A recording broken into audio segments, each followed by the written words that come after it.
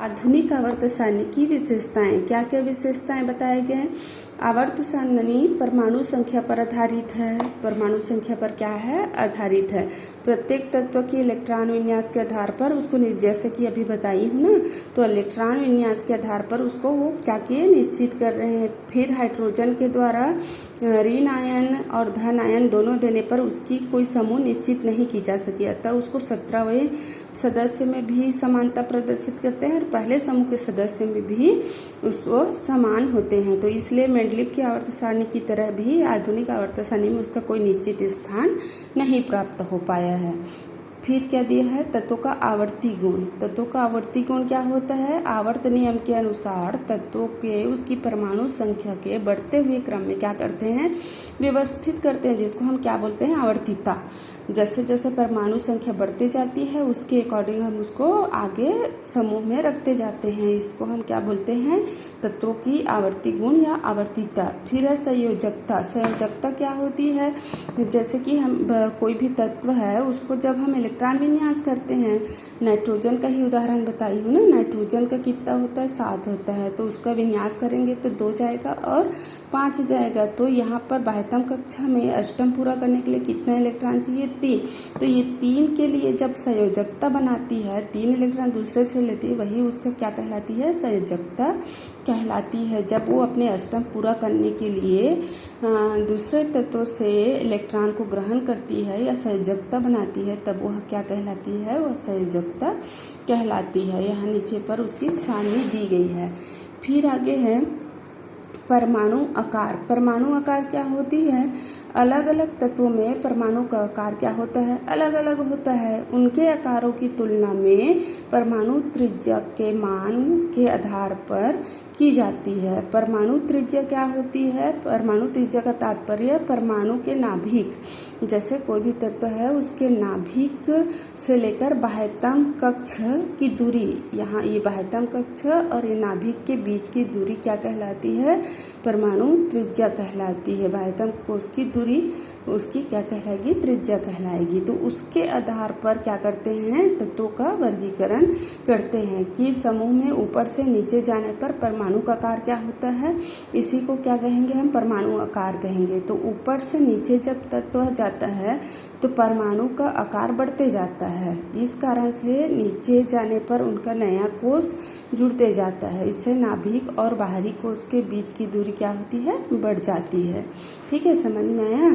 त्रिज्या क्या होती है, परमाणु त्रिज्या। परमाणु त्रिज्या का तात्पर्य परमाणु के नाभिक के केंद्र से बाह्यतम इलेक्ट्रॉन कोश के बीच की दूरी, यहाँ से यहाँ तक की बीच की दूरी वो क्या है, त्रिज्या है।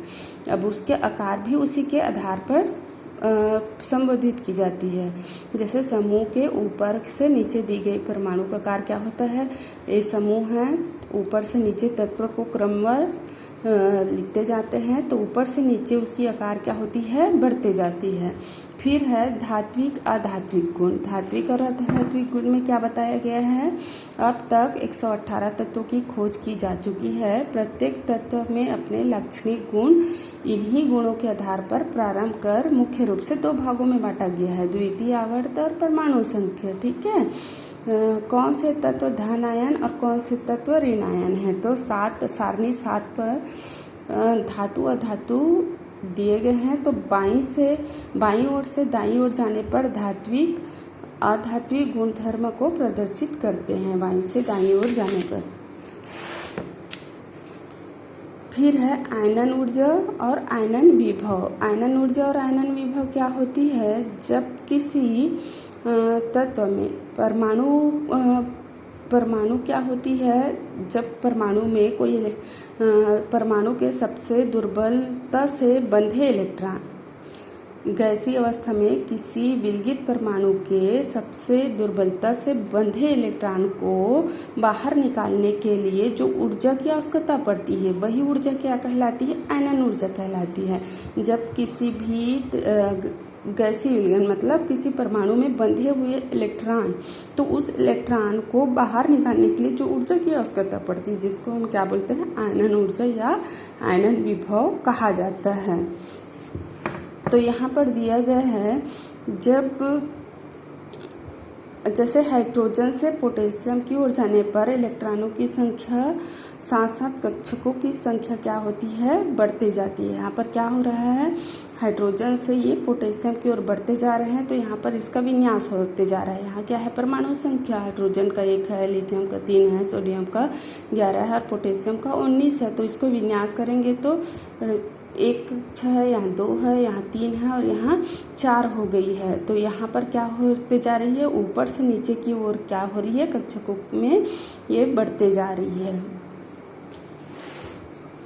फिर है इलेक्ट्रॉन बंधुता। इलेक्ट्रॉन बंधुता क्या होती है, कोई धातु इलेक्ट्रॉन त्याग कर क्या करते हैं, धन आयन बनाती है, और ये जो इलेक्ट्रॉन त्याग कर धन आयन बनाती है उसको दूसरे जो तत्व होती है वो क्या होती है, उस इलेक्ट्रॉन को ग्रहण करती है, और ग्रहण करने से क्या होती है, वो ऋण आयन बनाती है, और ऋण आयन बनाने के साथ साथ क्या होता है, उसमें से ऊर्जा निकलती है।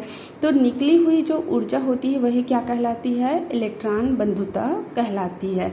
किसी एक तत्व द्वारा इलेक्ट्रॉन का धन आयन बनाना मतलब एक इलेक्ट्रॉन को त्यागना, और दूसरे तत्व द्वारा उस इलेक्ट्रॉन को ग्रहण कर ऋण आयन बनाना, और उस इलेक्ट्रॉन को ग्रहण करने के पश्चात जो ऊर्जा निकलती है उसको क्या बोलते हैं, इलेक्ट्रॉन बंधुता।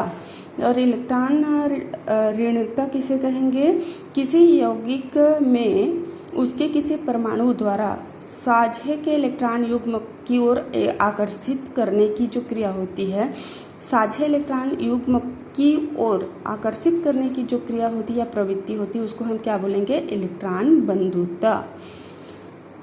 यौगिक के अणु में किसी परमाणु द्वारा साझे के इलेक्ट्रॉन युग्म की ओर आकर्षित करने की जो प्रवृत्ति होती है उसको इलेक्ट्रॉन विद्युत ऋणता कहते हैं। दोनों में अंतर है, इसमें क्या होता है, एक इलेक्ट्रॉन को ग्रहण करता है और इसमें इलेक्ट्रॉन युग्म को आकर्षित करता है, और इलेक्ट्रॉन युग्म को आकर्षित करने की जो प्रवृत्ति होती है वो क्या कहलाती है, विद्युत ऋणता कहलाती है।